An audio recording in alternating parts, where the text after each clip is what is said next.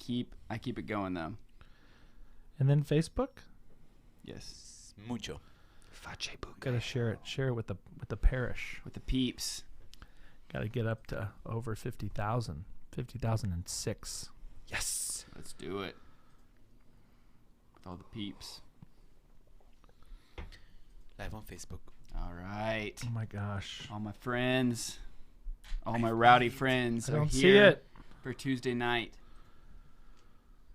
Yeah, usually this is on Sundays. I know. See. Well, we were thinking we were going to wait You're gonna for... have. We were waiting for the Van Vick. You're gonna have the Van Vickle. Mm-hmm. But that's okay.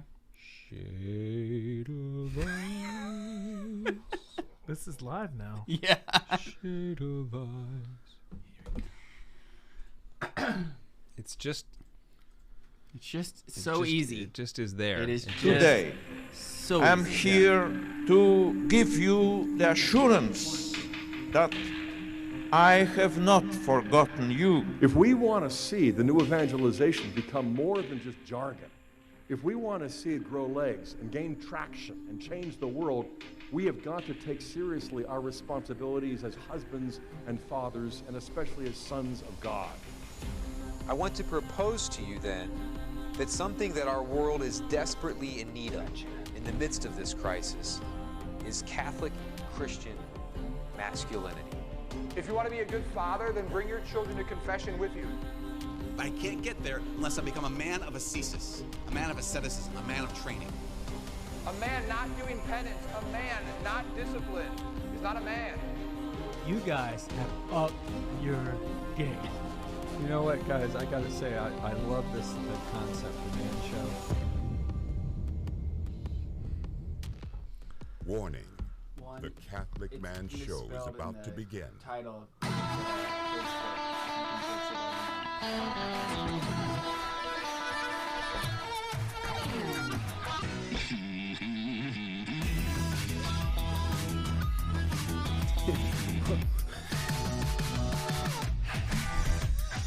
And this episode is entitled "Why Your Parish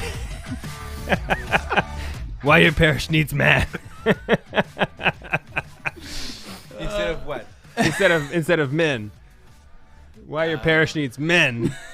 It just says why your parish needs man. I like it better. Bro, we'll just roll with it. Welcome to the Catholic Man Show. We are on the Lord's team, the winning side, so raise your glass, even if it is a water glass.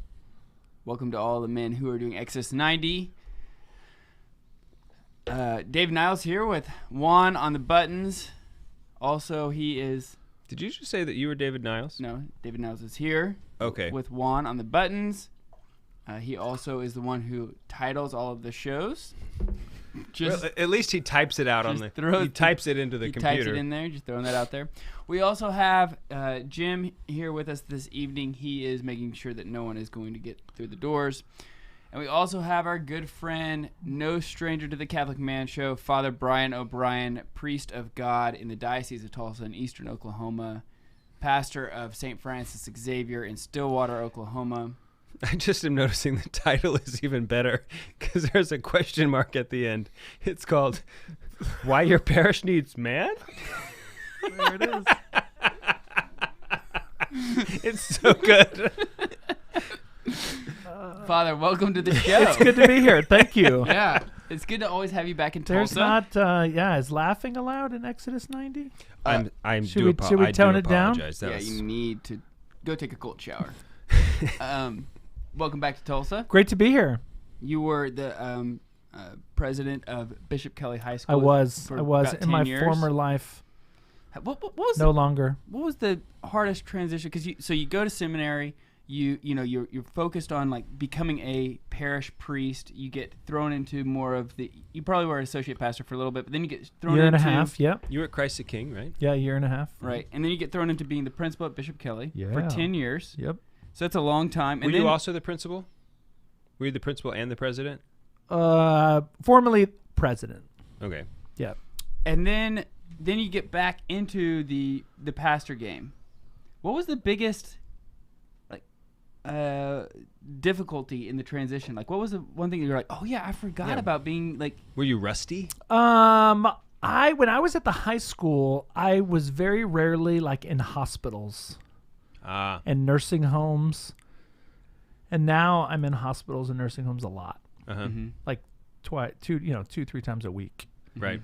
And I just didn't do that. I mean, occasionally, a kid would break their leg or so, and you go and visit. It's super, it's easy, That was a big change.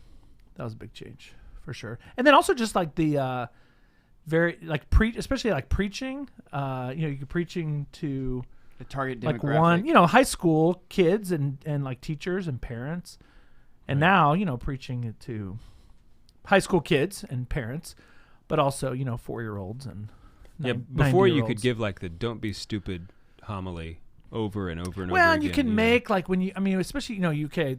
Everyone in the church is between the ages of 14 and 18.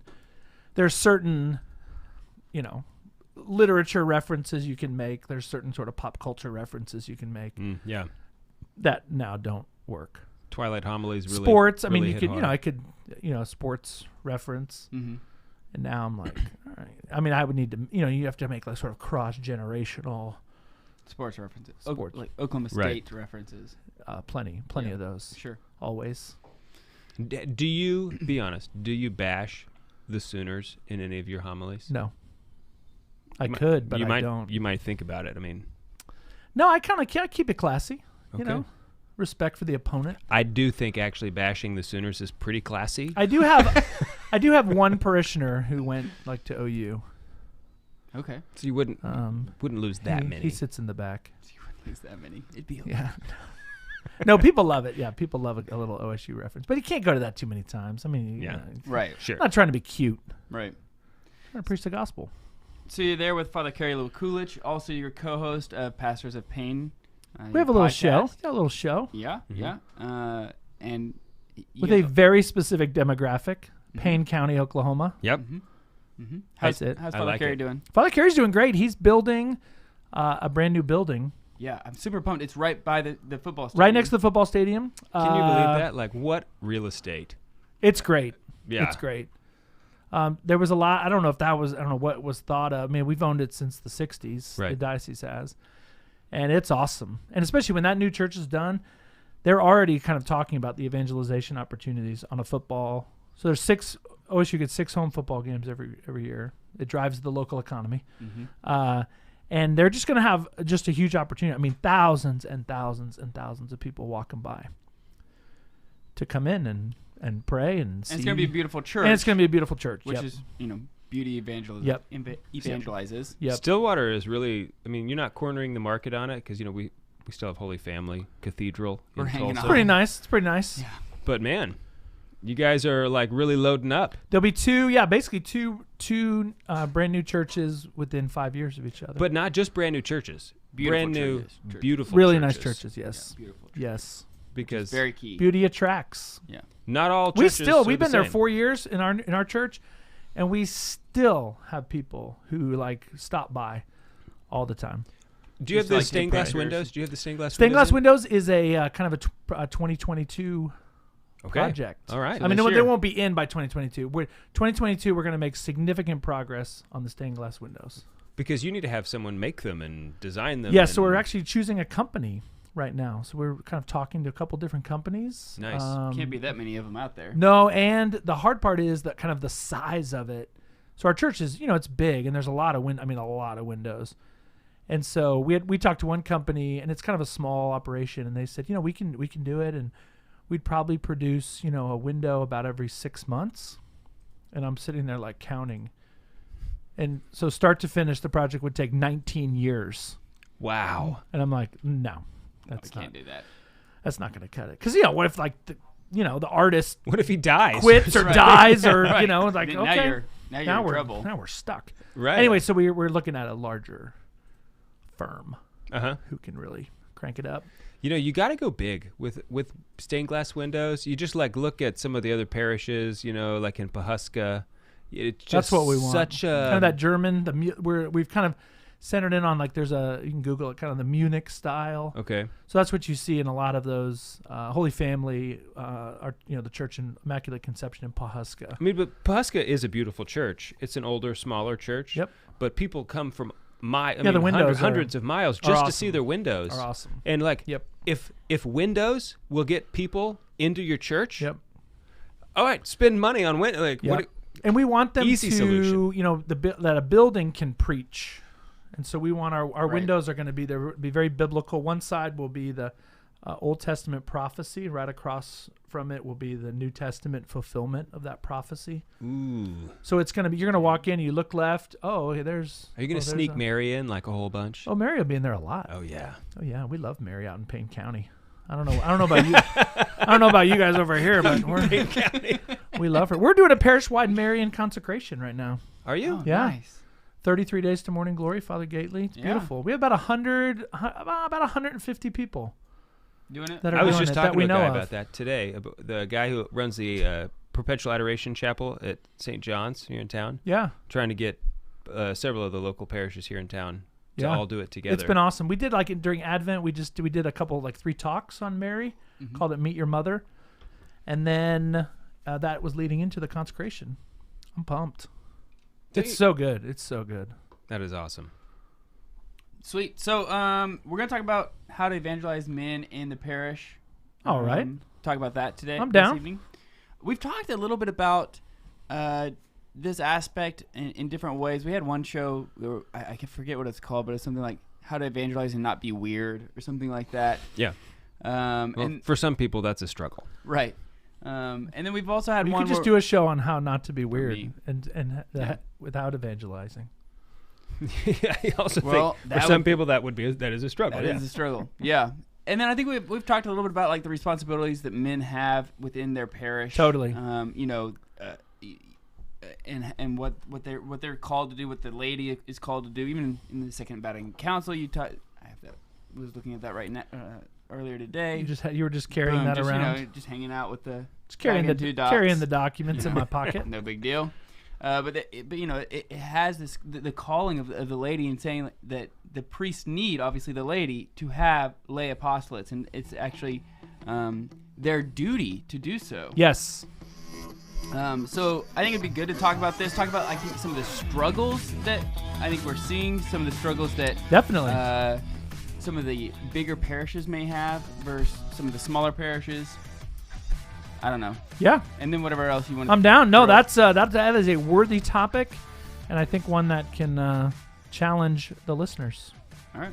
We're here with Father Brian O'Brien from the Diocese of Tulsa in Eastern Oklahoma. We'll be right back. Fun.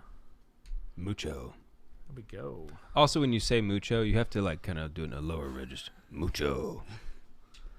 I find that's true for all Spanish, actually. All the Spanish that I speak. You got to do it in a deep voice. I just do it lower, and it sounds so good. You know what's actually really fun is when little kids speak Spanish. That's Yeah. also, it's really cute and hilarious. The other day, I was watching the Posada Boys, and I was asking him, how do you say poo-poo? It's like, ¿Cómo se dice poo-poo in español? And Santi looked at me, and he goes, poo-poo? And I was like, yeah, poo-poo. He's like, poo-poo. Yeah, it's like, that's how you say yeah, it. poo-poo. Yeah. He's like, I'm telling you, it's poo-poo. Like, who's on first? Right.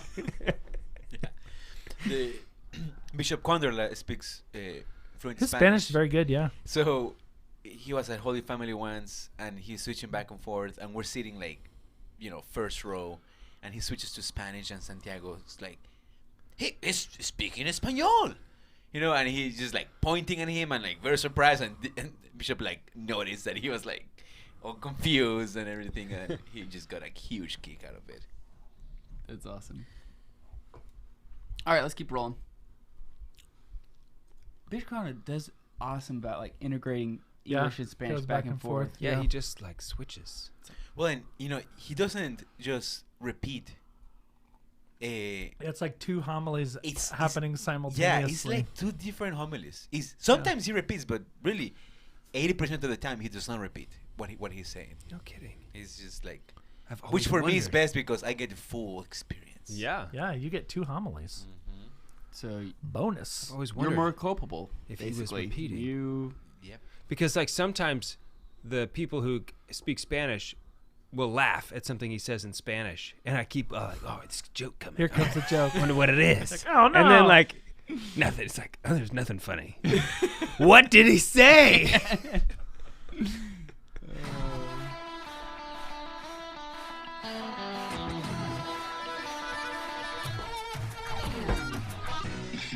Welcome back to the Catholic Man Show. I'm David Niles, here with Adam Minahan, Father Brian O'Brien, priest of God. We got Juan on the buttons, Jim guarding the door. People get so confused at what we mean when we say Jim is guarding the door. Just don't try to come in here. If you do try to come in here, you'll find out. That's all I'm going to say. I'm going to leave it at that. So just don't. We get more comments don't about even try that. to. People are like, It's "What do you mean he's guarding the door? Like, who is coming in? What? Like, is there tough neighborhood? Do you have like small children? Do you have like, like bricks of gold There's a inside? dog. There's a dog. There is a dog. Oh yeah. Okay. So dog. can I tell the quick story? So we got a new dog. Molly is her name. So we've bought this dog right before Christmas, but dogs can't come home. They have to stay with the mom until about 7-8 weeks. So Haley and I knew we have this dog coming, but the kids didn't. We kept it. Hush. You lied to your children. Great. No, we just didn't say anything. Oh. They had no idea about it. Sometimes they do lie to them, though. So we get into the car. We're going to go get the dog, and like we just tell the kids we're going on a trip, okay? And because I was like, I can't wait to see what their face is going to be like when we show them a puppy. We're bringing them home. It was the most anticlimactic thing I've ever done. Oh no! Like, You see all those videos like on. Yeah. So we get there. We show the puppy, and Jude is kind of like standoffish. Luke doesn't really like come around, and we find out like they think that we are taking a puppy from another family. That the puppy is somebody's puppy, and that we're taking the puppy. And so like they were not so mean. Yeah, they were not very excited about that. No, Obviously, yeah, they're like, no, we're not doing that. I cannot support I thought this. stealing was And wrong. Right. And then on the way home, it finally started clicking with them. Like, no. We bought this puppy. Like, this is our puppy. They gave us This the puppy. is legitimate. Right.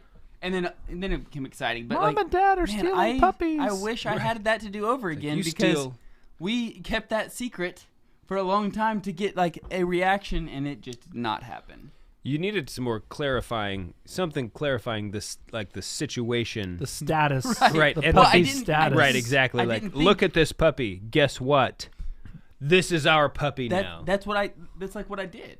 Well, obviously, and you they messed thought like up. I was staking my claim and like going up for a duel. I'm just gonna say you messed up. Somewhere. I know. I agree. It was frustrating.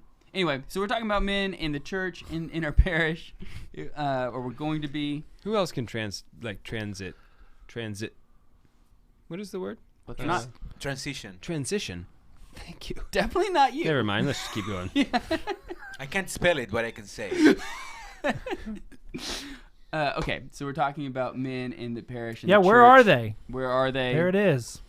How do we grow and grow the men's culture in the parish? What do you see, Father, from a priest side? What do you see? How active are your men in your parish? Let's call them out if they need to be called out. Yes and no. I mean, active and inactive. And I think you guys have talked about it numerous times, and I've seen it written in a number of places of just the importance, especially of fathers in a family, that in many ways, if the father is practicing their faith, is going to mass, if the father makes the faith a priority, the odds that the children will make it a priority go through skyrocket the roof.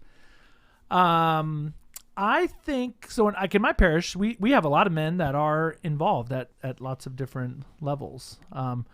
I will say though, what tends to happen is if we have an event or we have some kind of initiative, there tends to be more women than men.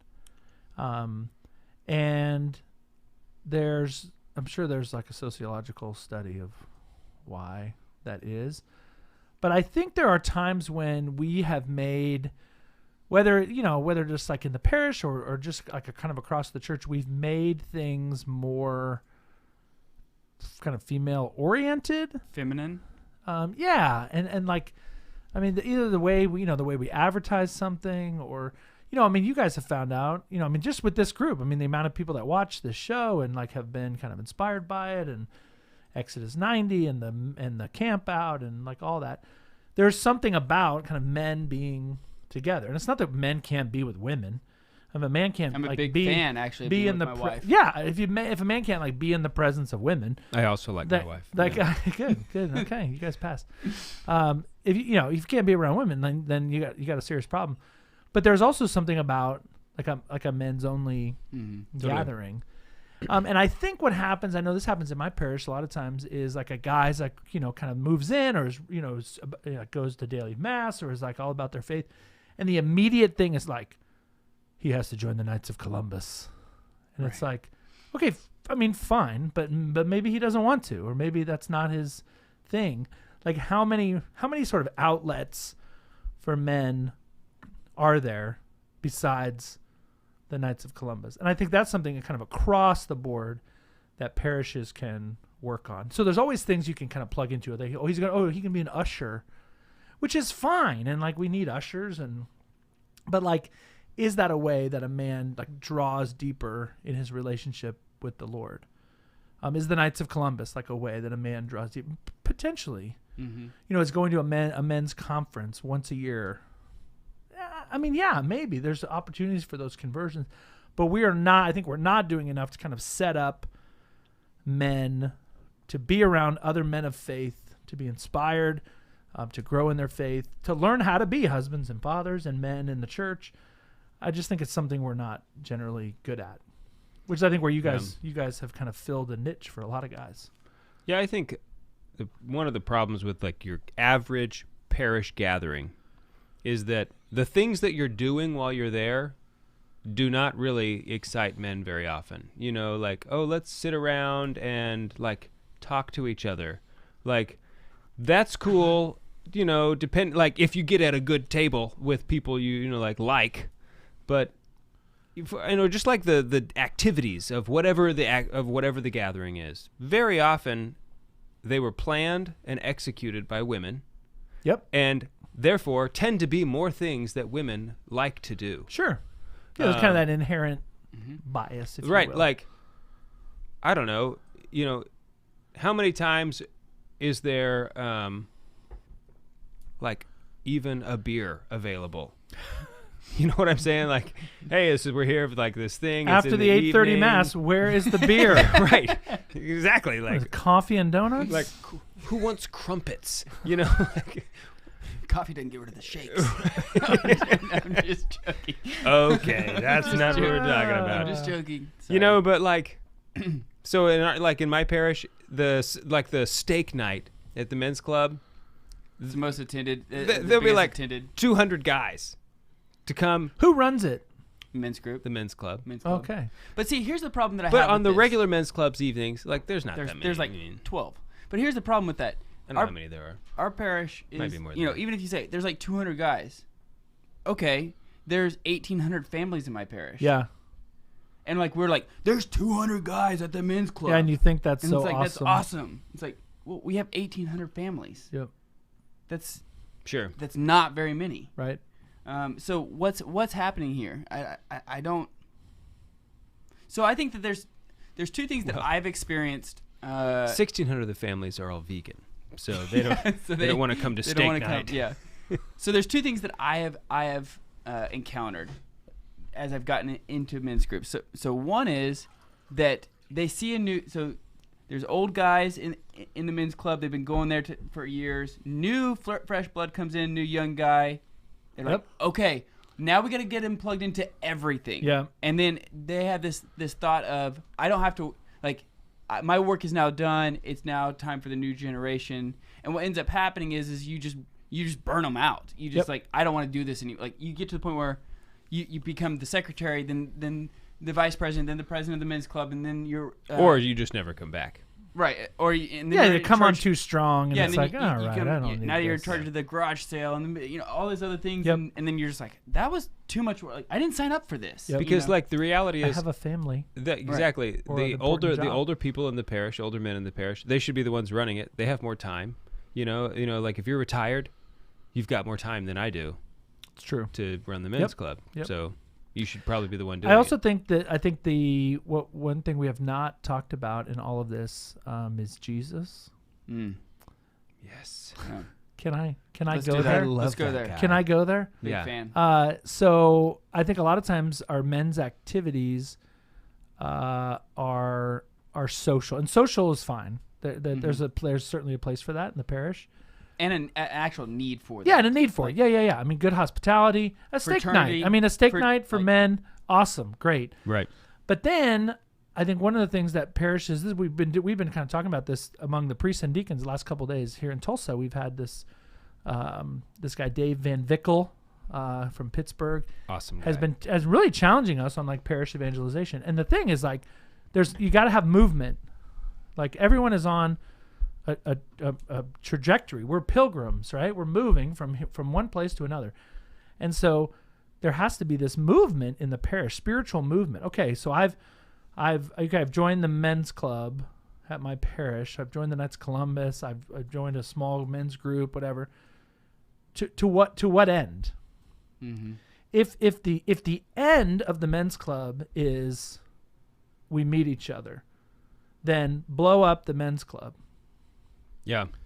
Now, if the end of the men's club is discipleship and love of the Lord Jesus, okay, now we're talking. And that happens through socialization. So out of the steak night comes small groups, let's say.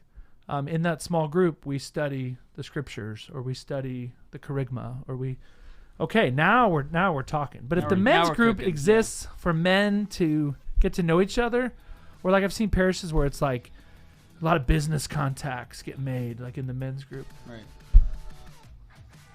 Like blow it up. It, what is the end of the men's group or the Knights of Columbus or whatever the men are involved in? That is a good point. Jesus is normally a good point. Yeah. Let's go with that. Okay, we'll be right back. We're going to talk about this some more.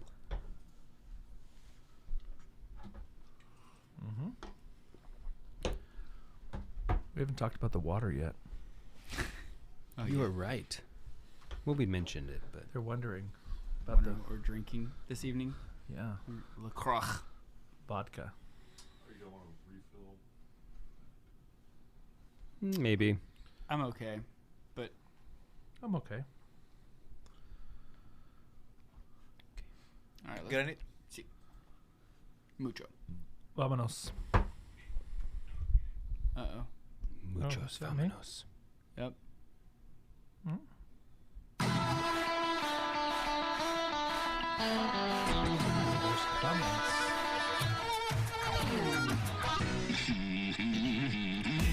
Welcome back to the Catholic Man Show. Here with Father Brian O'Brien. Father made a great point before the break. If you're just not joining us on the radio or some of the other avenues in which you can listen to the Catholic Man Show, we were talking about if the men's groups are not focused towards Christ, if the end is not Christ, if we're not calling these men to reconciliation, to love of the Eucharist, to adoration, to a call to holiness, then blow it up. Blow it up. Yep. Uh-huh. And that's true of any, you look at, you kind of look at, more generally look at parish ministries, in general. When people say, oh, my parish, we are so busy. We have over 70 ministries. And then, but to go back and say, okay, great. Okay, good. But to what end? Right. How many disciples are being made by these ministries? And if it's none, then what are we doing? And so I think you have 70 distractions. Yes, right. Yeah, 70 ways in which a room is being filled or people are coming to the church and there's no movement towards the Lord in your life. Yeah. And so you run into, specifically with men's groups, I think there's a lot of good. Man, there's a lot of good. We see it all over our diocese. A lot of good things. But I think there's also the temptation to make it purely social. It's all about, it's kind of blowing off steam, getting together. We talk about our wives. It's no good. Which we've talked about on the show before. Men do not do that. Yeah. We've talked about unless you're talking about her in a good way. In a positive way. But that when you're saying blow off steam, talk about your wives, that's kind of right. Unhealthy. Yeah, it's unhealthy. Yeah, well, you took a vow to honor and uphold her. Yeah, I will love you and honor you all the days of my life. There's not like a caveat, except when I'm at the water cooler or... Except steak night. Except steak night. Steak night. That would be a weird vow. I get to throw you under the bus at steak night. I'll just give one example in my own life, in my own parish. I have a little group, and it was really just trying to be intentional. And my parish is no model of men's ministry, but what we're trying to do is build the sucker. And so I put out, it was 2 years ago, kind of right before COVID, an email to, I don't know what it was, 12, 14 guys in my parish at that time who I thought, okay, these guys are leaders. Other men look up to them. And I wanted to be an intentional pastor and to lead these guys in a certain way to towards sort of what we would just call spiritual multiplication, right? That I'm going to mentor these guys. You might say sort of disciple these guys to the end of them then being able to go out and do that with their own families and with others. And so we used a little kind of a program. There's a group called Catholic Christian Outreach, CCO, out of Canada, and they have this like 5-part book series. And the first book is called Discovery, and it's just about the Kerygma. Who is Jesus and what does he want? The second book is about the Holy Spirit. The third book, I'm going to get this out of order. The third book is about kind of a life of discipleship. The fourth book is about trust, and the fifth book is about evangelization, going out. And we've just been working through this book, and it's scripture, it's church documents, writings of the early church fathers, of the recent popes.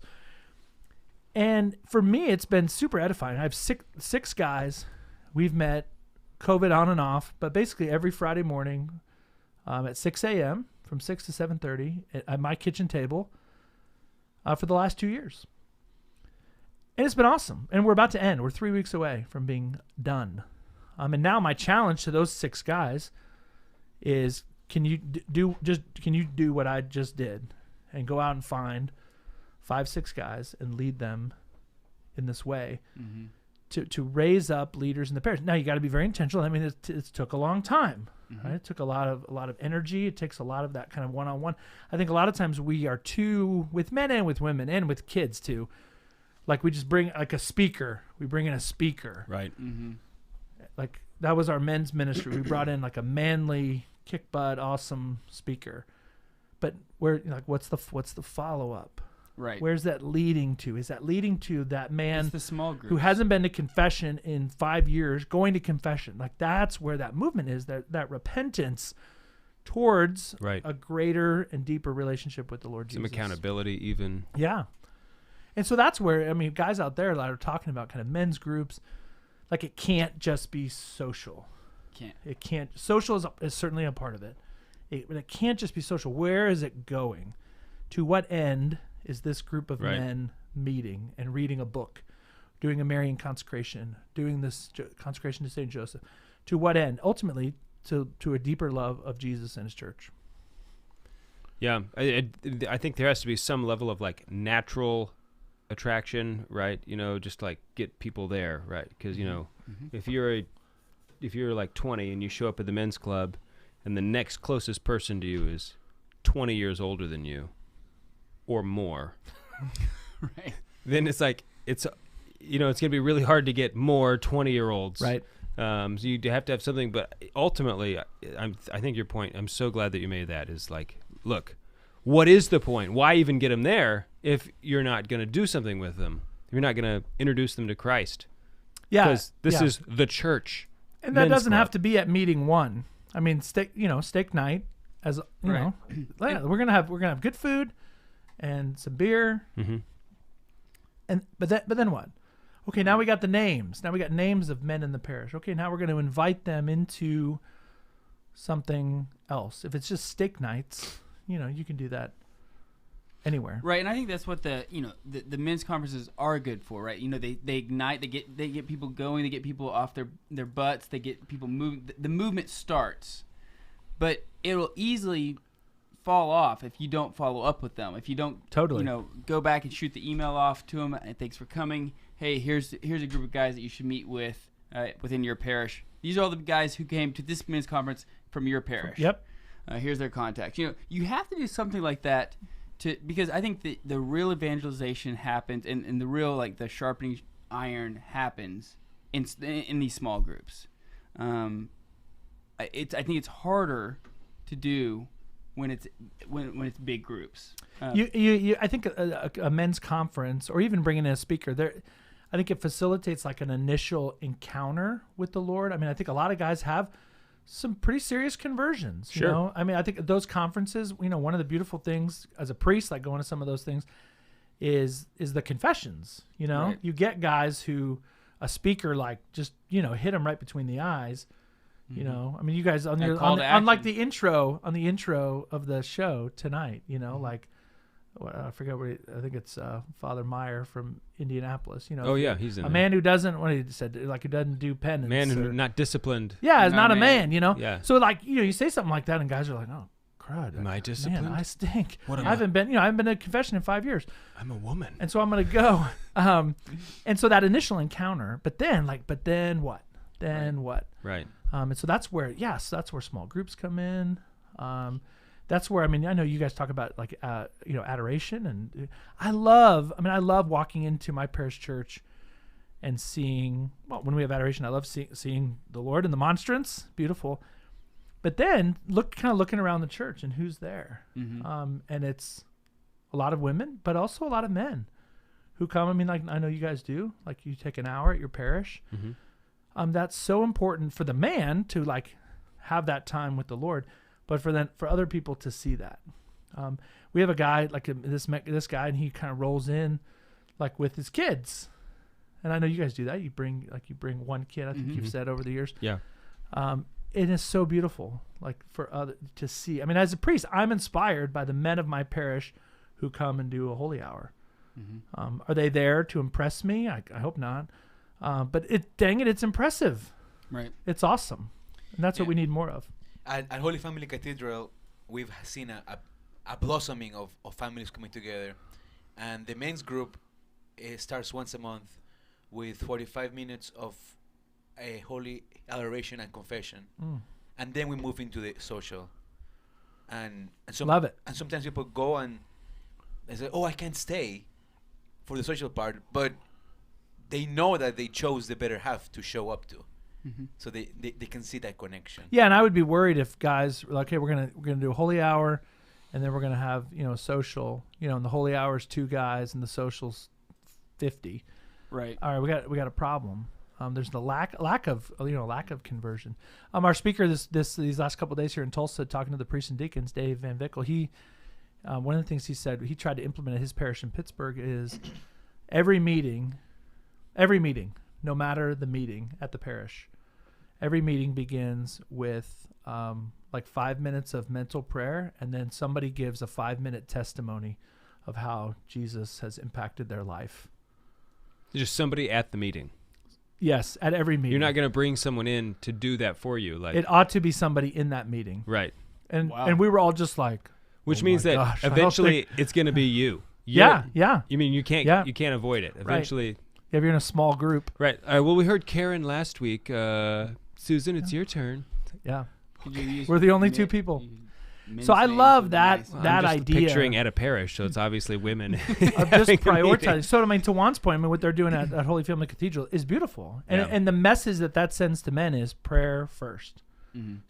Socializing, good, totally, but guys, prayer first. And what is it? And you said one holy hour with confessions. Yeah. So there's a priest or 2 available.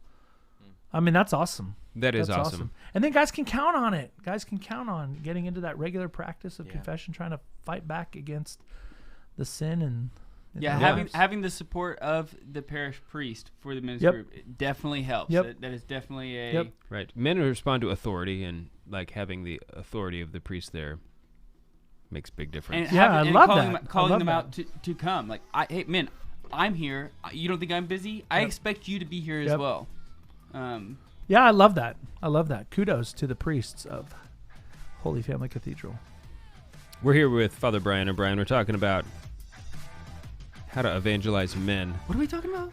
Why your parish needs man? We'll be right back. I'm glad you think it's so funny. It's hilarious. It is pretty funny. Teal Putman had a question. It must be on Facebook. Yeah. Men's group often make the mistake of thinking that men are monolithic. How do we make room for a variety of interests, stages of discipleship, and charisms? More men. I mean, we need more men volunteers. The reason why I am attracted to certain types of initial meetings, like the steak night. There's another group that's like more attracted to baseball. And that's what they're gonna do. It's like, okay, well, we got to find a guy who likes baseball. Not that men don't like baseball. I'm just trying to use, I'm surprised you didn't use a candy analogy. I was thinking about it, but I passed. You like peanut butter cups. Yeah. And I only like Skittles. M&Ms. Yeah. All right, let's keep rolling. Is it your turn to bring us in? C. I do think more men is the answer. You'll have more investment in men. Yeah, more investment. Like, if you're the one, if your men's group is not doing what you're interested in, well, maybe you should promote something that you're interested in and invite people to come. Yeah, like for something that you are passionate about. Yeah, something that you're passionate about. Because if you're passionate about it, there's going to be other men that are passionate about it, and maybe they're the ones that are not coming to the ones that the men's groups are currently. Yeah. This is maybe a bad analogy, but I think it does work. When a couple years ago, Adam and I were at the conference in Courage. Thank you. You're welcome. It's like I knew what he was going to say. The Courage conference, and so we were talking about men's groups and like how we're in these one men's group where we smoke whiskey and drink. No, we do not smoke whiskey. Where we smoke cigars and drink whiskey, and this other one where we smoke pipes and drink beer. And those are just like... You're so diverse. Right, exactly, the diversity of groups. And a guy stands up. We're at the Courage conference, right? And so a guy stands up. He's like, yeah, I hear what you're saying. Like, that works.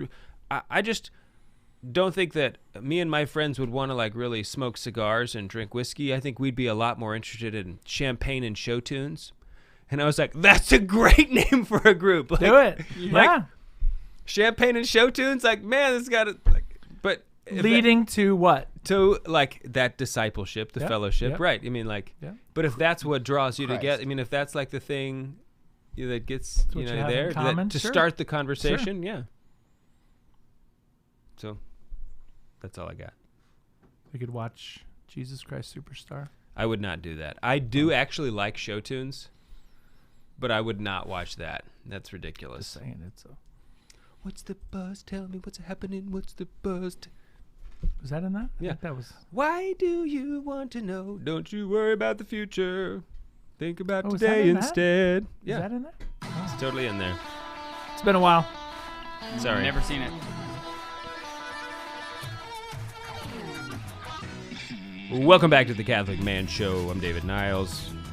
Here with Father Brian O'Brien.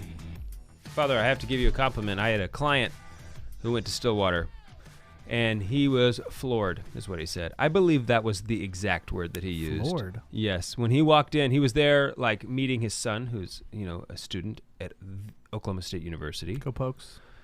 And, like, they went to the parish, and he said he walked in, and there was at least 100 kids. He called them kids, college students. Yeah. Kneeling in adoration. Yeah, yeah. And he said, and they weren't even using the kneelers. They were like kneeling on the ground. I couldn't believe it. It was amazing just to see that many young people. Beautiful. So anyway, he said he was really impressed with. Love it. parish Yeah, life. there's good things. Good things happening in Payne County. So here's my question for you. And I think this might be where we run into difficulties. You get guys together, we've got like commonality. How is it that you get them from there into a small group? Like, how do you divide them up? You know, it's like, okay, you 6, now you're like lifelong friends. You know, go be in a small group together. Because sometimes I think that's where I've been in situations where it's like, all right, we're going to divide you into prayer groups that are going to meet for the next 12 weeks. And it's like, well, what if you put me with people I don't like? You know what I mean? Yeah. Like, I don't want to, like, I want these people to go to heaven, but that doesn't mean I want to meet with them every week, you know, to pray. Okay. I don't love them that much. Like, I want I'll pray for them, but I don't want to pray with them. You know what I mean? Yeah. Yeah. So I would say a couple things. Going back to, okay, we're going to be in a small group, and what is the small group going to do? Like, what do you? I don't know. Yeah. And so I think if you have kind of a clear path, and so that's why I mentioned earlier, kind of the Catholic Christian outreach, these kind of booklets that are, it kind of walks you through, and I think anyone could do it. I mean, so if you were in a group with someone you didn't know very well, or didn't, I don't know, like, or, you know, you had dissimilar interests, your commonality is the content that's, you know, that's in it. And so if the purpose of the small group is social, then you're gonna want to have, okay, we all like whiskey and cigars, or we all like show tunes and champagne.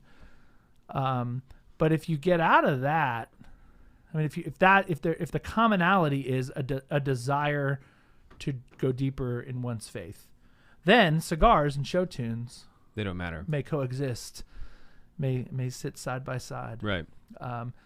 Because the common desire is, yeah, I'm a Catholic and I want to know more, or I'm not a Catholic but I want to know more about the church.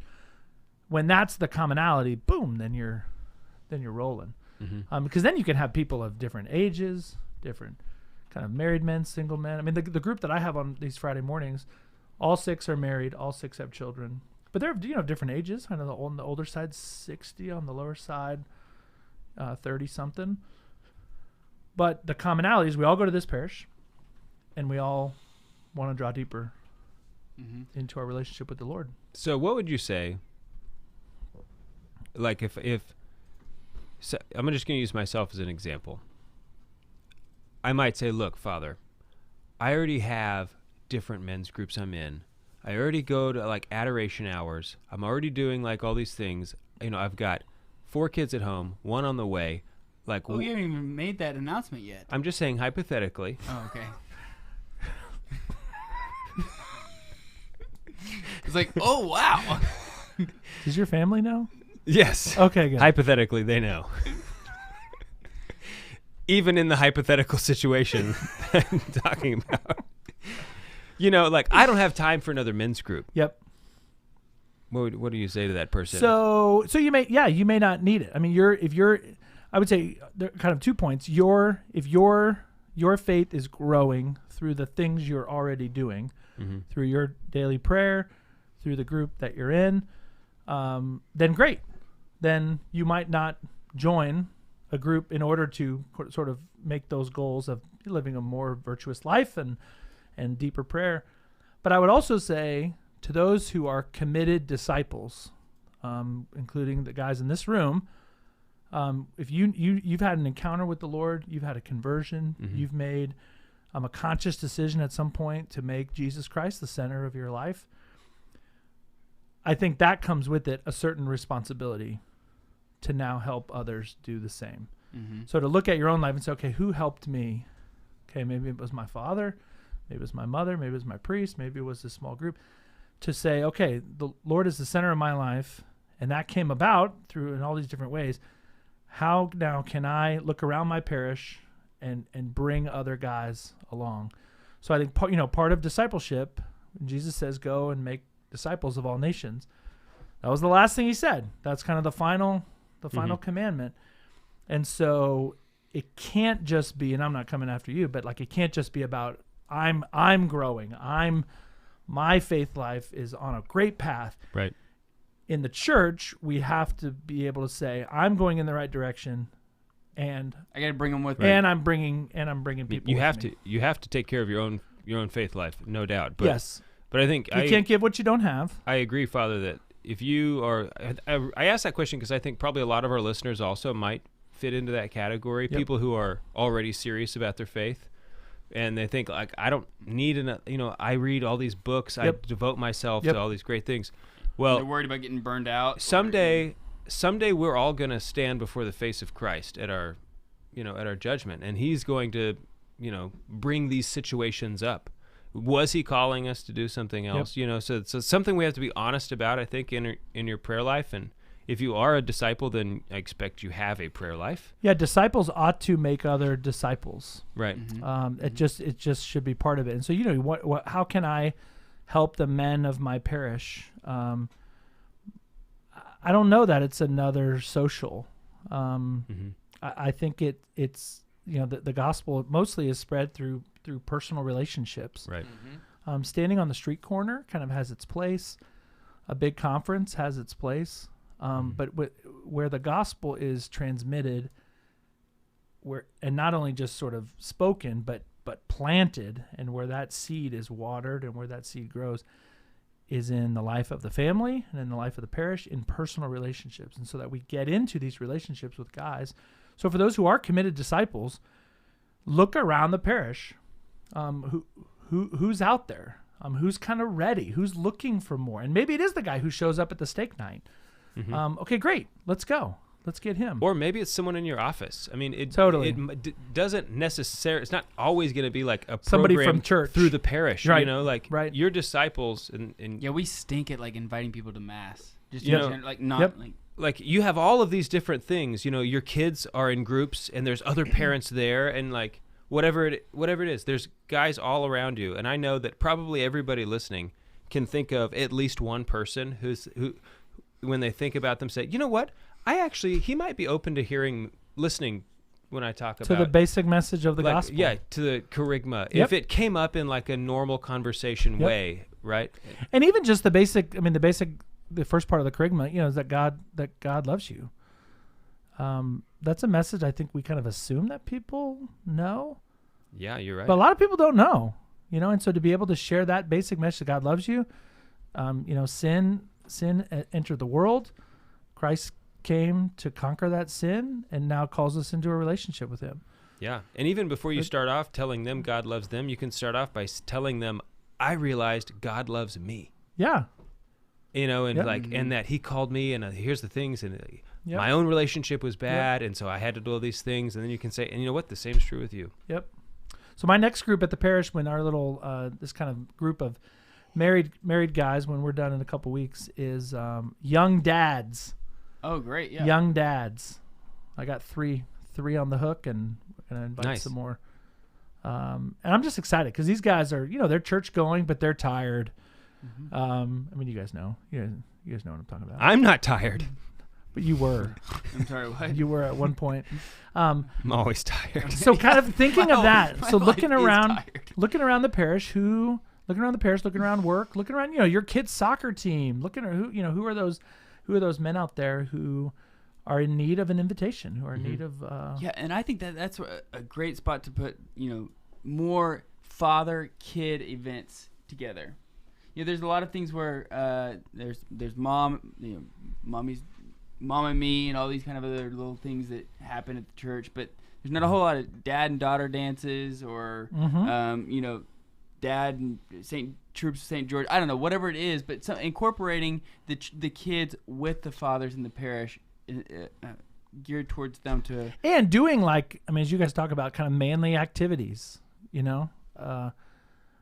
Bring your son, and we're gonna chop wood. We're gonna chop wood. We're gonna fish. We're gonna hunt. We're gonna sharpen knives or whatever. Yeah. Mm-hmm. Yep. It's like all that stuff sounds like stereotypical, but it's awesome. Like, yeah. Have you ever held an axe to a grinder? It's amazing. Okay. A lot of fun. Sporting clays. That's fun. Yeah. Sporting clays. Yes. Yeah, Father Carey would be all of the above. Father Carey Wakulich would be all about it. Does he even know what guns are? He does. We had to make a rule About we have a balcony on the back of our rectory. No, it's not a shooting range. And there's like woods behind the rectory. So it's a great shooting range. And there's wild turkeys that live in the. What if it's bow hunting? What if he can smoke a turkey from the balcony with a bow? I live downstairs. He lives upstairs. That sounds legit to me. As long as that's a tough shot. But we have deer. I mean, deer, rabbits, snakes. So turkeys. what would you say to? Oh man, we're about to run out of time. What would you say to the guys? We're gonna in keep Parish? going afterwards. Yeah, we'll keep going because I have other questions that I want to ask you too. But what would you say to the guys who are thinking about starting it but don't know anybody in your parish? What would you say? How do I get involved? Are we coming back after the break? Or I'm answering right now. Oh my gosh! Talk to your priest. Get another guy. Get other guys. Start it up. Go out for a beer, get a steak, and then come to Mass together. Okay. That's a good start. Yeah, that's a great start. We're out of time. If you're listening on the radio, go check us out on the Catholic Command Show for the rest of this episode and all of our other episodes. We're on the Lord's team. The winning side. So raise your glass. And cheers to Jesus. Okay, so Father, here's something that I wanted to bring up, but I wanted to bring it up after the radio because I think this is when the real people are listening. Yeah, this is when it gets good. So you look at like parishes around Tulsa, and you go to their men's groups.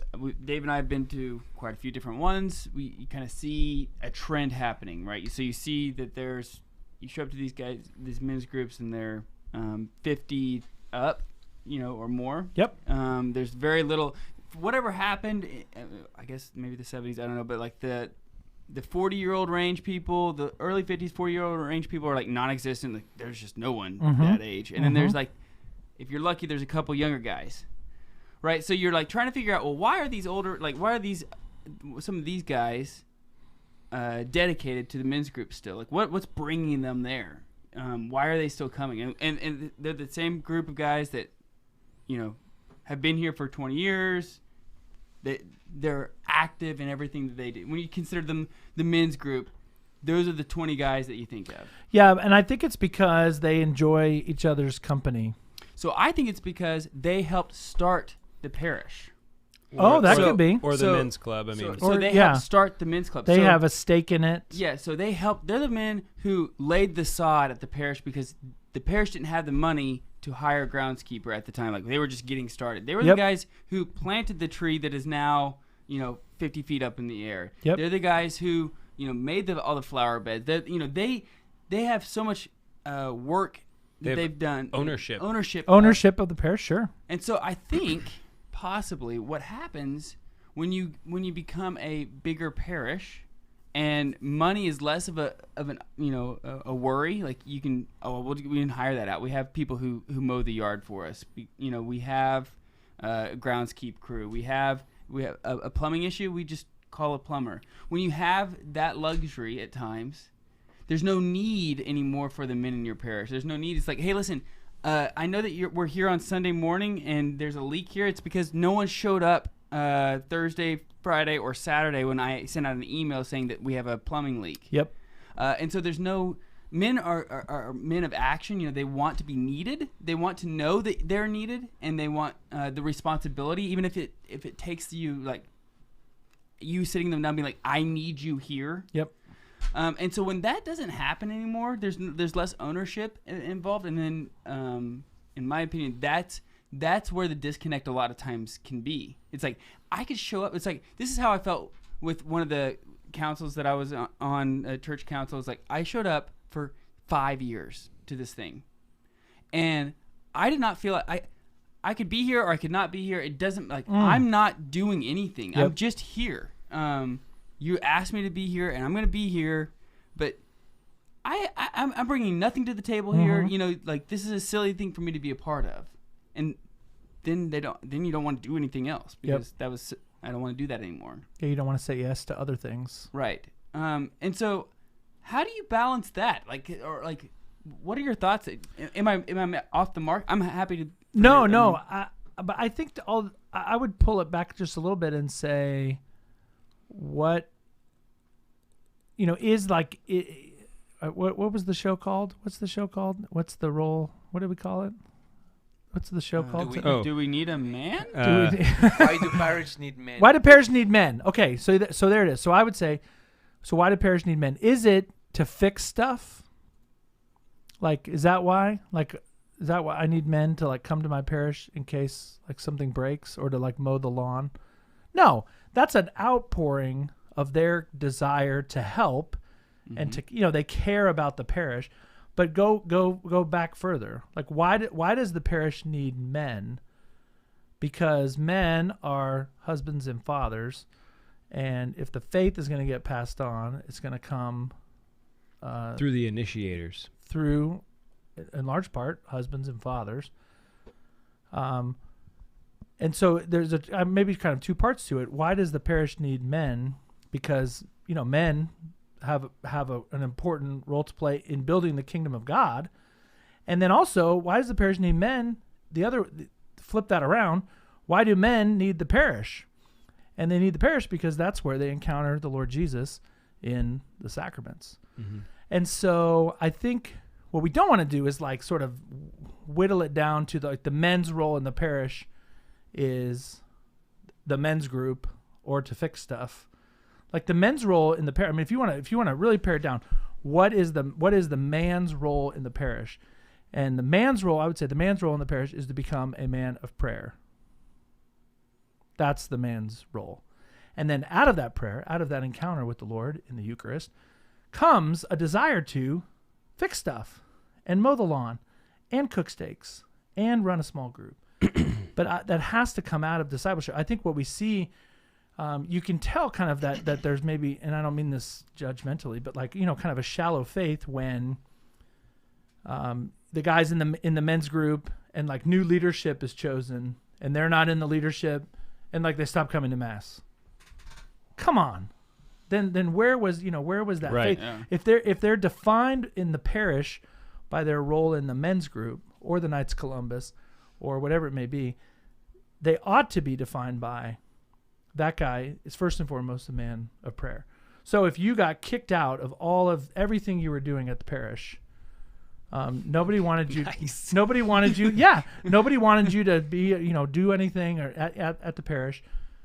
You would still have an incredibly important role to play in the parish, which is you're a man of prayer and you bring your family with you. So last week we were talking about the soul of the apostolate, and that's like one of the things he talks about all the time is it compares the active life to the contemplative life, and how much more important the interior life is than the active life. That it's, and he had all these great quotes, and I can't remember any of them, but like there's one bishop who said, "I would take 10 Carmelites over 100 missionaries." Yeah, the power of prayer. Right, just because like I'd rather have 10 Carmelites in my diocese than 100 missionaries without the Carmelites. Well, and I would ask them, the guys who are listening to this, in that book, Dom Chautard, he talks about like the heresy of good works. How do you say it? Chautard. That's what we said. Yeah. Chautard. Yeah. Chautard. It's just Chatard. It's just a funny name. I don't speak French, but I don't either. But I think that's how you say it. Try to sound like I do. Okay. The French, they're always like laughing Chautard. weird. There's a high school in Indianapolis called Bishop Chautard. That's why I say it like that. So there we go. What's their mascot? What's their mascot? I don't know. The Frenchman. He's going. So if. Oh my gosh! Now I lost my. Sorry, I lost my train of thought. The interior life versus the active life. So the heresy of good works. So if you're in the parish, men who are listening, if you're in your parish, how do people in the parish see you, or how does your priest see you? Is it sort of in a functional role? Man, I really need that guy because he mows the lawn and does a great job. Man, I really need that guy. He's the treasurer of the Knights of Columbus. Oh, he's in such an important role. Those are all functions. Dave Van Vickle, he was hitting the priest hard, and he was basically telling us, like, your priest, your interior life needs to be solid. You need to have time for mental prayer. You need to be spending time with the Lord. And if you're not, then your works are fake. Then the good work being done by you and your parish is a sham, and it's a fake because it's not based in the Lord Jesus. So for the men, okay, doing, so I'm going to start a small group, and that's really cool. All good and fun. But to what end? Where's it coming from? I think that's a really good answer. My struggle is, though, I'm not pushing back. You can push back. No, I'm not, because I think you're right on. I mean, it's impossible to push back on. You need to be a man of prayer. I agree. Yep. But I also see. I'm not sure. I call BS. I'm getting along fine. But I see guys who I see every Sunday. They take their kids to Holy Mass. Nice. They are there. I see them after Mass. I talk to them for a second, but they're nowhere in sight when it comes to the other things that you need, the active part in the parish life. And you can't get them involved. It just seems like there's some.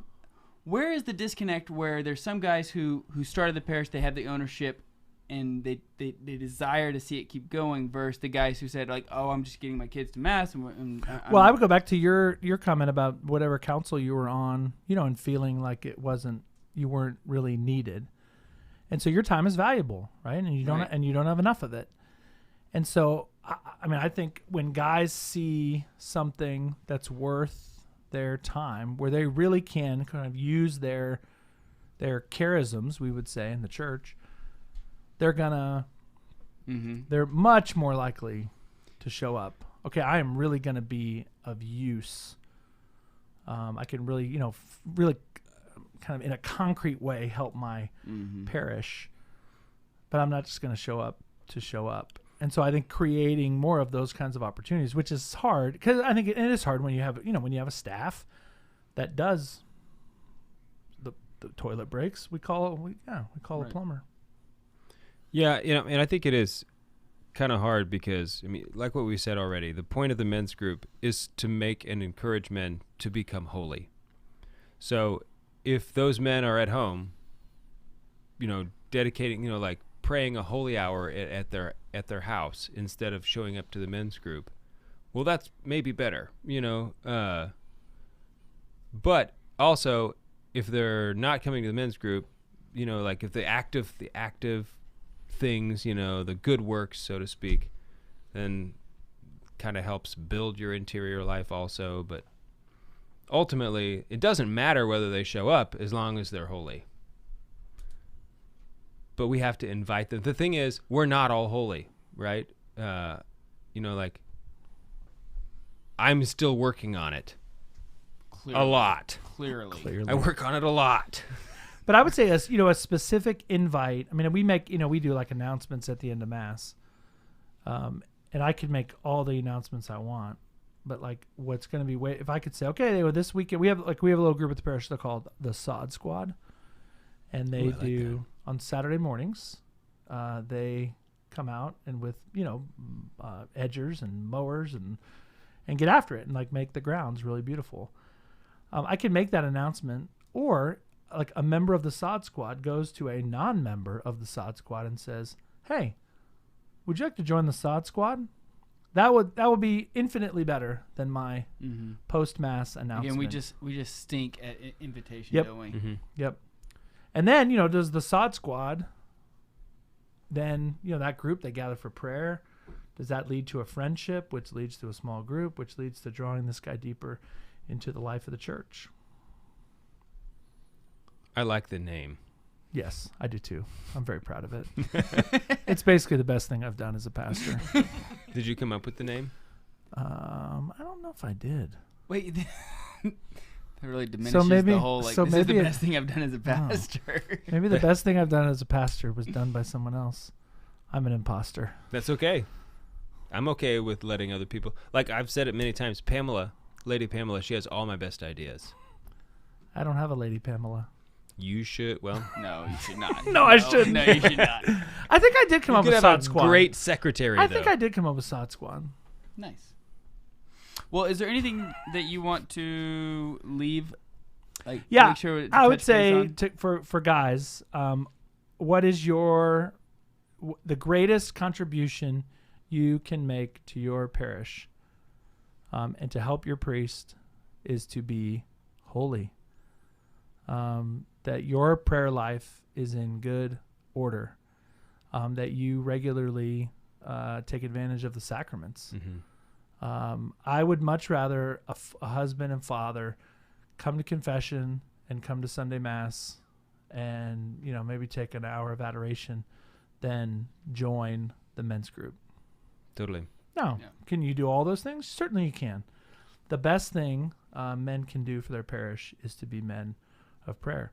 And then when you've had that encounter with the Lord, you're then in a position to then invite someone else into that, to know what you know, to give what you have. That's what we need. And so, if this sounds weird, but like if quitting your men's club so that you have more time for prayer is what you need to do, then quit. If it's absolutely coming down to that. Yeah, I doubt that it is. But there is something to be said about understanding what you're good at and understanding what the gifts that you have and being able to say no to things. Yes. Because part of the problem of getting burned out on things is that you continually say yes to everything, even though you think, well, I'm not really the person for this. If you have trouble saying no, I recommend there's a nice little article called, or it's a book, but it started as an article. It's called The Power of the Positive No. Just Google that. Power of the Positive No. You explained that to us one time, and it was amazing. It will teach you how to say no to things nicely. Oh, man, I can't do it today, but... Oh, that is a great idea. And that sounds like it's going to be really valuable for the parish. I'm not able to join, but perhaps maybe next year we could talk and discuss it. Yeah. And people go You just said no. Right. While affirming what is a good idea. And open the possibility that I may join in the future. But right now, no. And the other way to do it is to go, no, that's dumb. I like that way. That's not very nice. No. Power of the Positive No. Check it out. So I'm going to sum up this, is that, like, guys... Are you going to sum up? Christ is calling you to holiness. And it's a good thing you're a man, because it's going to be really hard, okay? Like, becoming holy is not easy. But it is the best thing and most important thing you will do in your entire life. And, in fact, it's the reason you're alive, is to become holy, to fall in love, in deeper relationship with Christ every single day. It's not something that like, okay, good, I have a good enough relationship. Right. Okay? It never ends. And it always is better. That's the great thing. It's always hard. And so I don't know like why holiness is like, this is like feminine idea. Because to me, like the pursuit of holiness is like rough and arduous. For men. And it's just like full of nobility. So that's what you got to do. You got to be holy. And then once you have found Christ and you love him, then share him. You bring others along. St. Paul VI said that the church exists to evangelize. Nothing else matters if we don't get to heaven. That's right. Okay. Thanks, guys. Yeah. Yeah, thanks. Great to be with you. Yeah, thanks for coming on the show. Come to Stillwater. Last minute, too. Oh, there's somebody who reached out to it. Hey, Juan, will you